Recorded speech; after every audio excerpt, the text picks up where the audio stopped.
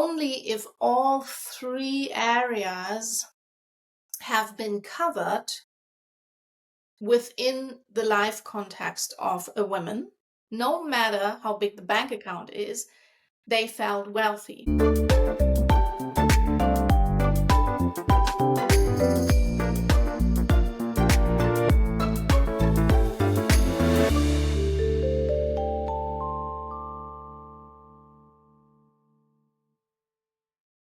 Welcome to the Lilith Podcast. I am Caroline Myriel, your host, and invite you to join me to explore what sovereignty means for us as modern women, just like you and me. The Lilith myth is a story of a woman who stepped into her sovereignty and freedom. She represents an energy within us women that aims for right relationship and equality.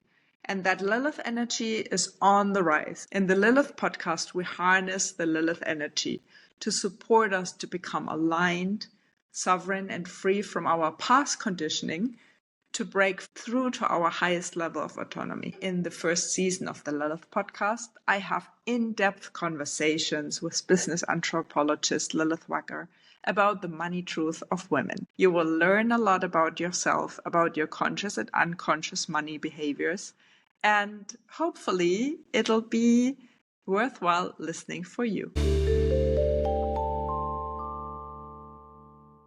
And this is the second episode where we're going to talk about how women define wealth and how we as women make our money decisions. Because when we really understand how we do that, how we define it, how we make decisions, we create a very solid basis to step up into our sovereignty and also financial autonomy. And with me again is Lilith, my friend who has conducted a study and is the expert on this topic, how women make money decisions and the money truth. So welcome back to the second episode, Lilith. Thank you so much, Caroline. I'm super happy to be here again and dig deeper into this topic. So let's continue. Great. Well, I talked about the onion, last time, like if we see the money truth of women like an onion, we really have only touched the surface in this first episode in order for you to understand what we're talking about here. And now we're really going deeper and deeper into the layers of our financial decisions and our belief systems around money. So if we just go back a step, because we've heard from some of you that after the last episode, you might have felt a bit of discomfort or feeling a bit itchy, let's say, whatever it was for you. Maybe just to clarify, this is exactly where we wanted to start, because only if it itches, and like when we peel an onion, there are coming a couple of maybe little tears. And that's really to purify and to learn more and get curious. What do you think, Lilith? Yeah, absolutely. I mean, you can get super depressed when you look at the facts and the numbers. I mean, we've heard about my Lilith moment in the last episode. So I also get depressed sometimes when I hear all that and that it is not changing fast enough. But on the other hand, this is, I think, a necessary evil in order to become awareness on a regular basis on these financial topics as a woman. And on the other hand, when you look in the media and read articles, you might often get this idea about, women need to become more proactive about their financial matters and so on and so forth. And what we've been also writing in the research report was that it is a little bit unfair to keep the burden just on the affected, right? We know this from other topics, that this is super unfair in of itself. And therefore, it is okay if you feel uncomfortable with this topic, because this is so huge. And you yourself can do something, yes, but many people or many institutions or even society and business and policymakers also need to do something about that. It's not that women alone can change this. This is a bigger thing, right? Otherwise, we would have fixed the problem already now. It's totally fine to feel a little bit uncomfortable with that. But that doesn't mean that we can't do anything about that. That's the reason why we are sitting here. So if you say the burden of the affected, so by affected, we mean us as women who are making everyday choices and decisions. But by our environment, we are being told, okay, we are in charge. We need to do something. And I would not say it's not true, but there are a lot of other people who need to do their homework too and do something about it. So we really encourage you. And that's why we're here. At the end, you'll have, when you walk out of this podcast, 3 things to really look out for to make more conscious decisions about your money choices and to think about how do you define wealth in order to move your environment in the way that benefits you. And then if everybody does that, as a collective, we're going to move the needle for sure. And maybe we have less Lilith moments in the future, or we have more beautiful Lilith moments in the future.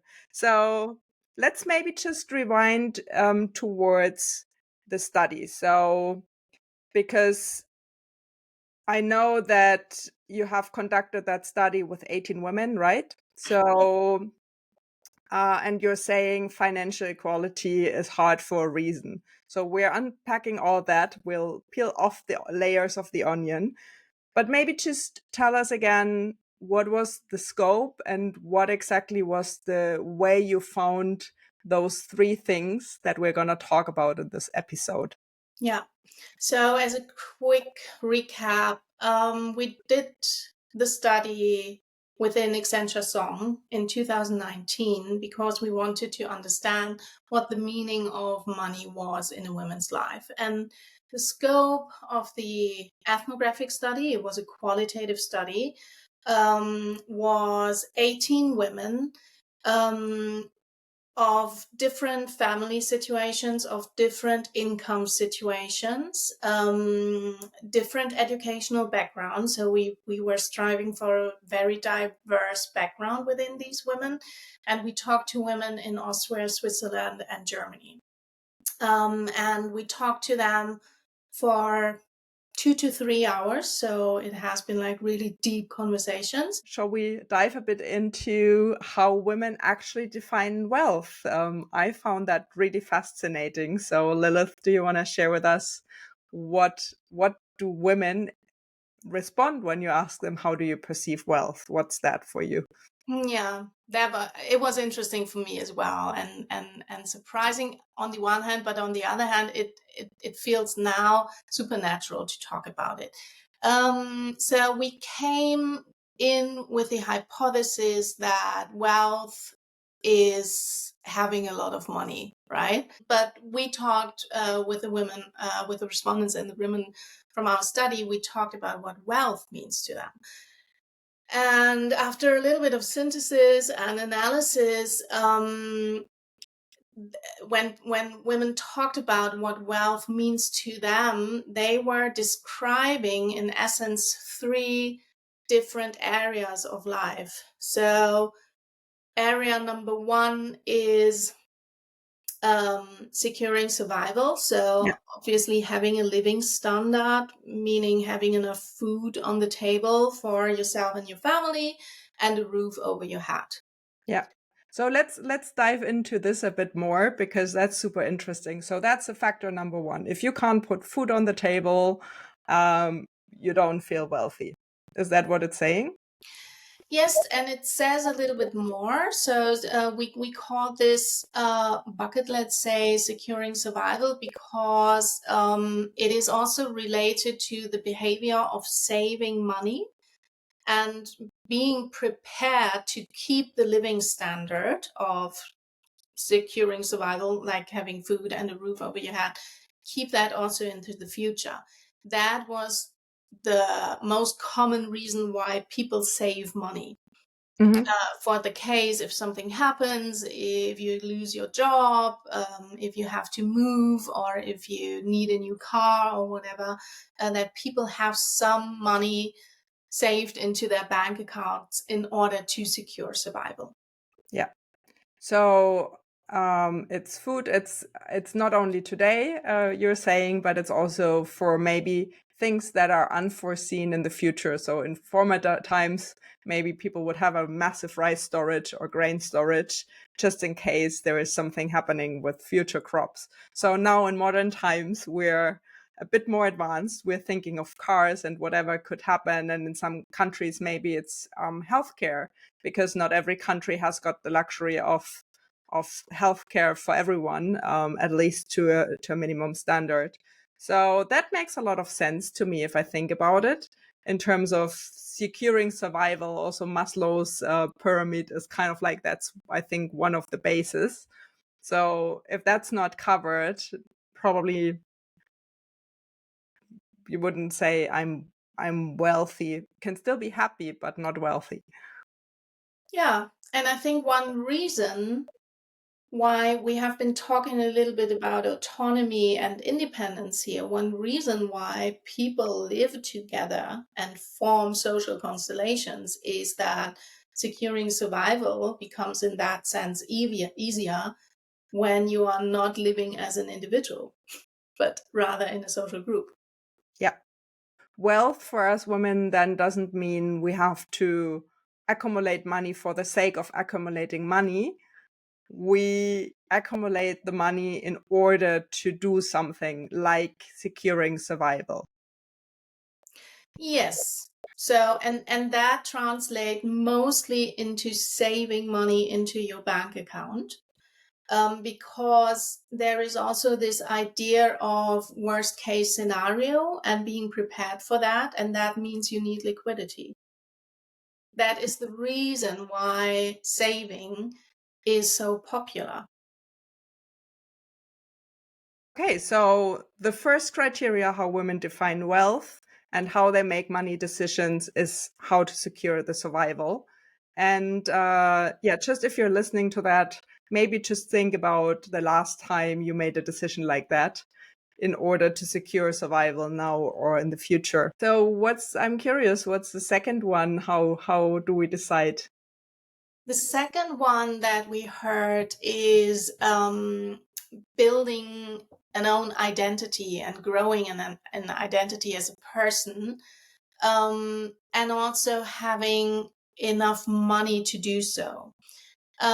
Within that area, we heard women talking about having an education, building a career, but also traveling in order to learn and explore the world and develop your identity further, and also consumption in form of beloved brands or desired brands.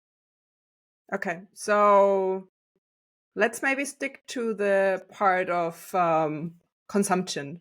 Like, okay, I buy myself a beautiful handbag. So that would go into this bucket of, okay, the handbag I'm using shows something to the outside world about my status and maybe the group that I want to belong to as well. Yeah, so we heard some women who had already a career or are building a career. It is deeply connected, obviously, and had gotten that bonus, for example, that they also really enjoy buying something, rewarding themselves for their success and their career and striving for something and having succeeded with that, and also rewarding yourself for that. And I think this is a very natural feeling, and it often translates either in traveling, or in a nice handbag, or even a car or whatnot. Mm-hmm.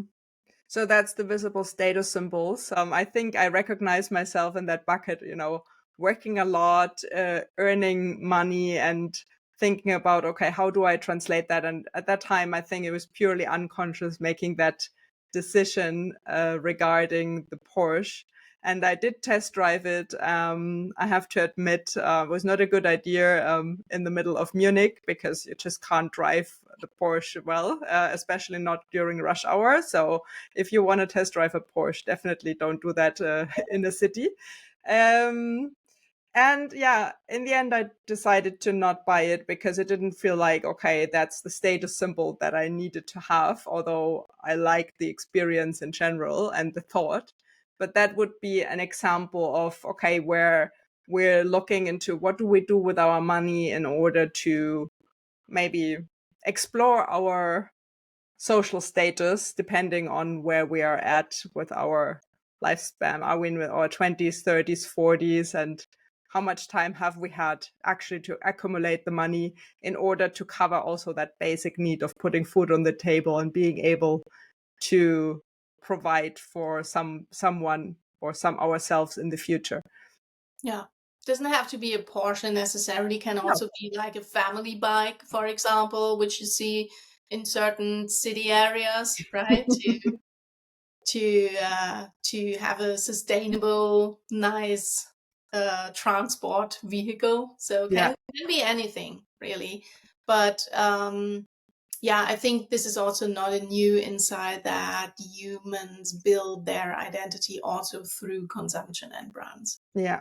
And apart from the consumption, I think the most I've invested in my, let's say, personality and identity was to actually do a lot of personal development courses, because that helped me build an identity, or let's say a personality, that has actually helped me to go into a leadership position and to thrive instead of survive in that leadership position.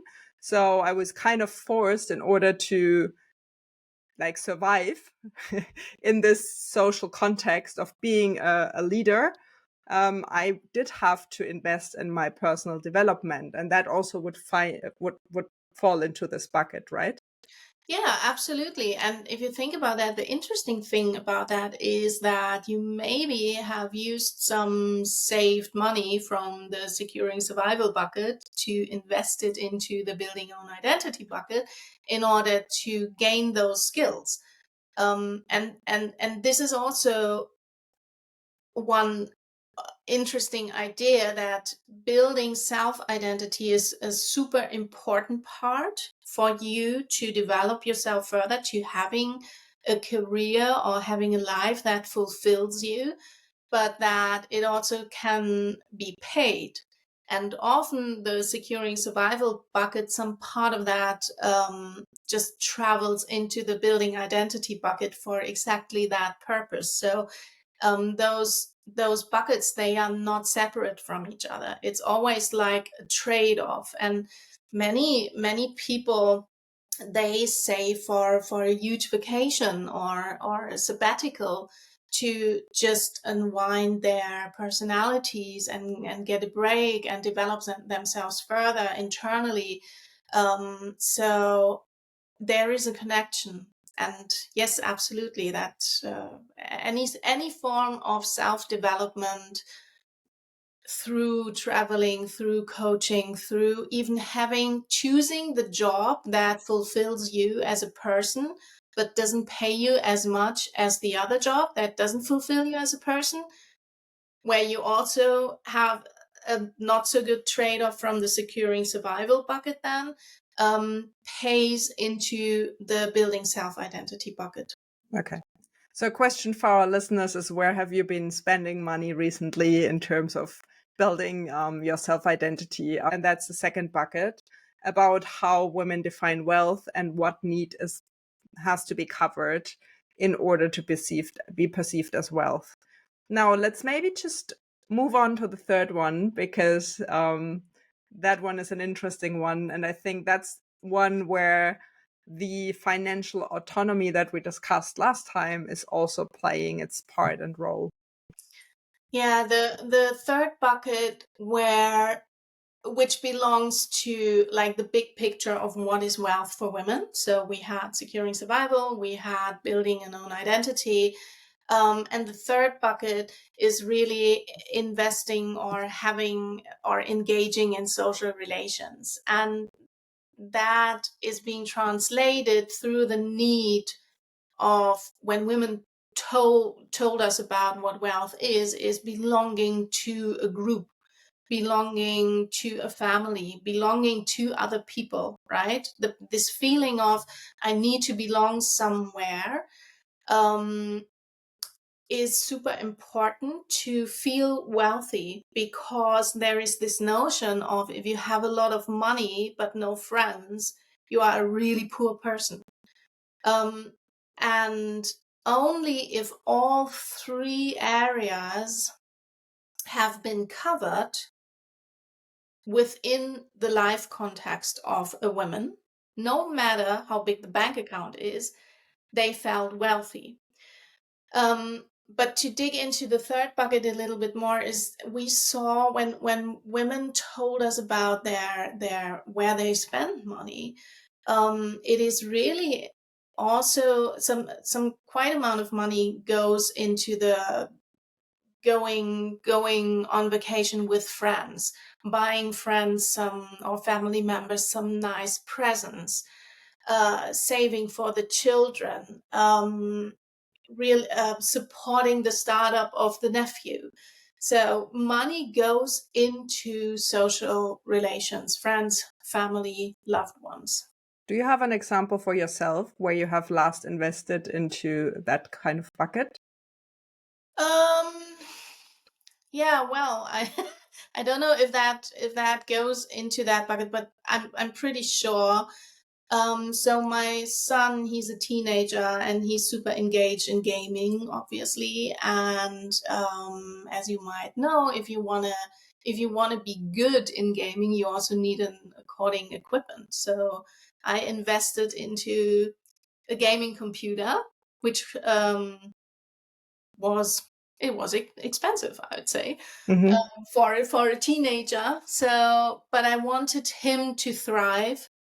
I also wanted him to be happy and develop further with his skills, also technically.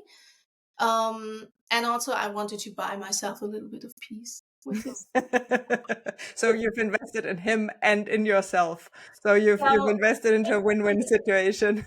exactly. So it fits quite well into the social relation, however you want to read that, but Yeah. on Yeah. many levels at least. Yeah, I know a lot of our listeners have kids as well, so I'm sure some of them can relate very well to that as well. But even if you don't have kids, like you have, I'm sure, a lot of friends and other family members, and just maybe also sharpen your sense for, okay, am I investing now for myself in my identity, or am I covering a need, or am I actually literally investing in the social relationship and interaction with that person? And that doesn't mean that we have to give all the money to that person. It's about, okay, is there a kind of win-win and give and take in that relationship that makes you spend that amount of money, whatever it is. Doesn't have to be a lot of money. When we talk about investment, can be also something smaller, I guess. Yeah, and please don't think just about money, because I'm thinking about another example. It can be time. So when a loved one or a parent of you falls sick and you have to take care of them, and you take vacation to have time from your work in order to care for them. If you think about that, that is an investment of time, meaning money in the end of the day. Yeah, because you're not getting paid for that. Exactly. And if that loved one is sick for a longer period of time and not just a week, then you really have to think about, okay, how do you want to invest into that social relation? How do you make sense of that decision in regards to your role in your family, and maybe also the expectation from your family? Who are you? Are you a caregiver, or are you the business person, and how do you make sense of that, and what does it mean also for your bank account in the future. But we are coming to that, as I said, all of these three, let's say, buckets and needs, it's not buckets, it's needs that need to be covered through your money decisions, are interconnected, and you always make some sort of trade-off with your money decision. So a trade-off can look like what, for example? Yeah, a trade-off can look like you have, let's say, some savings on your bank account, and that was planned for, I don't know, some emergency washing machine breaks down. But then you get that chance to get this extra education, and you take that money that was actually planned for the washing machine and put that into the further education. Okay. Yeah. So you shift between the three areas of needs. Exactly. Yeah. Or you take you take unpaid vacation in order to take care of your sick child or family member or friend. Yeah. Yeah, so that can be even tough decisions to make, right? It's not like we're not saying here any of that can be easy. What we want to do is to really sharpen your awareness. Okay, I'm now in this situation, and I recently had a tough conversation, and it was really easy and easy for me to now understand. Okay, there are those three needs, and those three needs can have a bit of a cringe to it, and yeah, it can lead to tough decisions, but I wouldn't have been able to have that conversation the way I did had I not had this kind of awareness about those three needs, and then decide, okay, which need is an absolute must for me and which need can I trade off in order to serve that other need. Absolutely. This is the logic. And I think this was also the intention from us to raise the awareness of how we take decisions that affect our bank accounts. And if you are aware that you are investing from your securing survival savings account into a social relation, that's totally fine. Just be aware and make a plan in order to fill that up, or in order to be compensating for that if it becomes too much, or if it affects your later financial situation and maybe pushes you into a pension gap. And then you mentioned this super important part where it boils down to, in the end of the day, is having conversations about money. And having conversations about who is investing into what area of life, and how does that affect my perception of wealth and my well-being, including financial well-being. And that is a tricky part, especially within families, within social relations, because we have also this idea of, if you are not the breadwinner, that people who stay at home are often falling into a sort of social debt. Like, okay, if someone is the breadwinner of the family, then I have to contribute to the social community accordingly in order to even that out. And that in theory, that is very fair. When it comes to your financials, it's often not so fair. Yeah. And then we come back to Lilith moments where Yes. we look at the statistics, and that's exactly where, that all those three needs and the trade-offs we can make or have to make sometimes, they can lead in the end to the pension gap, to gender pay gaps, and all other kinds of gaps.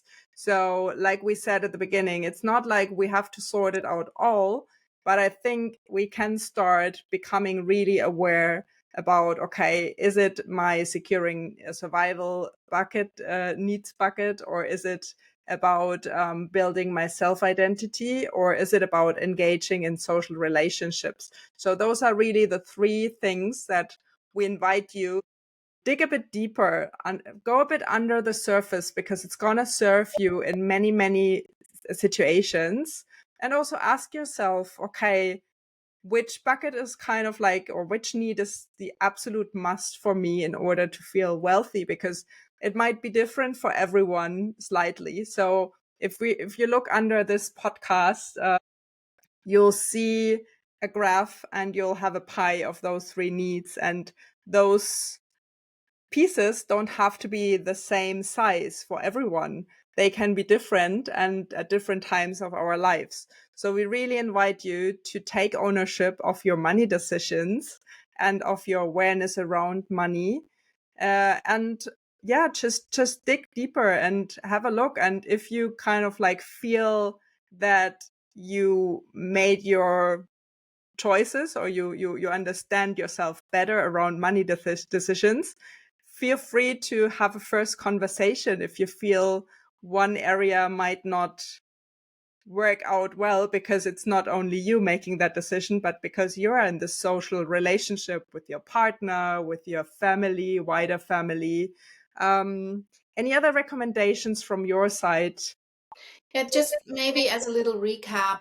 So women told us that they feel wealthy if they had enough money to feed themselves and have a roof over their heads. If they had a feeling of my identity is thriving through a career or personality development, um, inner growth, whatever that might be, and when they were embedded into social relations and a healthy community.